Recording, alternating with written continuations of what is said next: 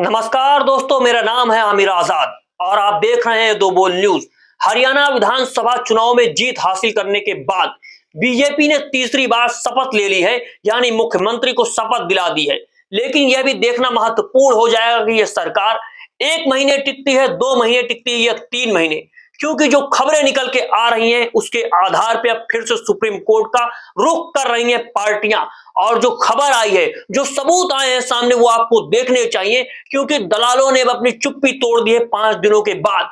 वे कैमरे पर आकर के बोल रहे हैं कि किस तरीके से बीजेपी पार्टी ने, यानी उसके प्रशासन ने जनता की मत को ठग लिया है। आप पहले यह वीडियो देखिए कि दलाल साफ साफ बता रहे हैं कि आधे घंटे के लिए वोटिंग कैमरा बंद कर दिया गया था, सब कुछ बंद हो चुका था। ये वीडियो आप देखें, फिर इस मुद्दे पर हम चर्चा करते हैं। हम अभी 4 दिन तक चुप रहे, हमने कुछ नहीं कहा, हम जवाब मांगते रहे और वो धांधली है। सवेरे 3 बजे हमारे आदमी नीचे सीसीटीवी कैमरे के सामने बैठे हुए थे और अचानक से हमारे स्ट्रॉन्ग रूम का, जहां ईवीएम रखी हुई थी, उनका कैमरा बंद हो जाता है। 38 मिनट ये कैमरा क्यों बंद रहा और आज तक हमें कोई संतुष्ट जवाब प्रशासन ने नहीं दिया है। और अगर इलेक्शन कमीशन कोई अभी भी जवाब हमें नहीं मिलता है कि हमारा ये कैमरा 38 मिनट क्यों बंद रहा, क्या ऐसी वजह थी, और जो ये चौंकाने वाले नतीजे आए हैं, तो फिर हमें शक करना पड़ेगा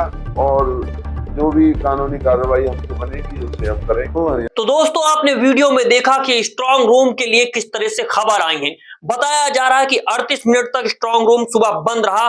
5 दिनों के बाद दलालों ने अपनी चुप्पी तोड़ दी है और कहीं कमरे में बैठकर नहीं, साफ तौर से खुले कैमरे के सामने कह दिया है कि बीजेपी पार्टी ने मताधिकार को ठग लिया। दोस्तों, ईवीएम को लेकर के पूरे देश में एक आंधी चल रही है और लोग यह सवाल कर रहे हैं, क्या ईवीएम के जरिए मताधिकार को छोटा कर दिया जा रहा है। मत जो एक संविधान ने कहा है, एक व्यक्ति का एक मत होता है, तो क्या उस अवधारणा को ही तोड़ दिया गया है। इस मुद्दे को लेकर के बड़े बड़े बुद्धिजीवी, बड़े बड़े साइंटिस्ट और नामचीन लोग भी खुल करके आ गए हैं। आपने हमारी पिछली वीडियो में देखा था, हमने एलन मस्क की बात की। एलन मस्क ने भी कहा है कि ये मशीन को हैक किया जा सकता है। जब चंद्रमा पर पहुंच जाता है यान, वहां से उसको रिमोट के जरिए बुलाया जा सकता है, वहां से कांटेक्ट किया जा सकता है। ये सारी चीजें हो सकती हैं, तो क्यों मशीन को हैक नहीं किया जा सकता। चुनाव आयोग जिस तरह से उस पर बात कर रहा है, वो गिड़गिड़ा रहा है, यानी खामोश हो गया है और कह रहा है कि कुछ गलत नहीं हो सकता। लेकिन जिस तरीके से बैलेट पेपर की अब बात हो रही है, कहा जा रहा है कि बैलेट पेपर से चुनाव होना चाहिए। अगर बैलेट पेपर से महाराष्ट्र के विधानसभा चुनाव होते हैं, झारखंड के विधानसभा चुनाव होते हैं, जो सुप्रीम कोर्ट में अर्जी डाल दी गई है वकीलों के द्वारा, वकीलों की एक पूरी टीम है जो पहुंच गई है सुप्रीम कोर्ट में, यह भी आप देख चुके हैं पिछली वीडियो में, कि अब वो बात कर रहे हैं महाराष्ट्र और झारखंड के चुनाव में बैलेट पेपर से चुनाव हो, ताकि जनता के सामने सारी चीजें साफ हो जाएं। लेकिन देश की सत्ता पर बैठे प्रधानमंत्री नरेंद्र मोदी और उस पर काबिज बीजेपी पार्टी यह चाहती ही नहीं है कि जनता के सामने असलियत खुल करके आए।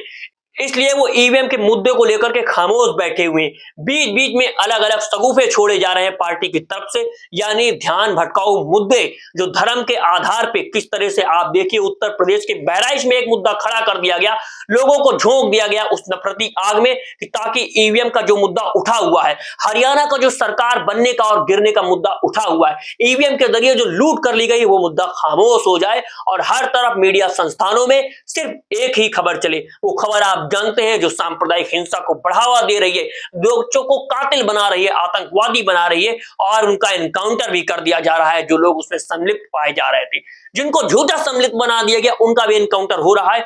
अब सारे मुद्दों को गायब कर देना चाहती है सरकार। सरकार चाहती है नहीं कि ईवीएम पर डिबेट हो, ईवीएम पर सुप्रीम कोर्ट में कोई सुनवाई हो। इस तरीके से सुप्रीम कोर्ट में भी राजकाज डाली जा रही है, लेकिन सुप्रीम कोर्ट क्या इंसाफ कर सकेगा। आपने देखा है कि न्यायमूर्ति की मूर्ति बदल दी गई है, आंखों से पट्टियां हटा दी गई हैं और हाथ में तलवार की जगह संविधान की पुस्तक थमा दी गई है। लेकिन देश की जनता देख रही है कि आंखों से पट्टी तो न्यायमूर्ति की मूर्ति से हट गई है, लेकिन क्या देश की जनता को इंसाफ मिलेगा। लेकिन जिनके मताधिकारों को ठग लिया गया, उनको इंसाफ मिलेगा, ये देखना बहुत महत्वपूर्ण हो जाता है।